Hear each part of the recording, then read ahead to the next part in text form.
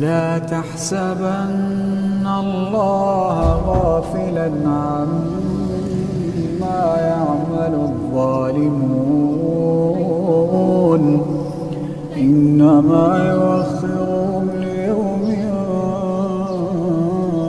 تشخص فيه الأبصار مهطعين مقنعي رؤوسهم لا يرتد إليهم طرفهم وأفئدتهم هواء وأنذر الناس يوم يأتيهم العذاب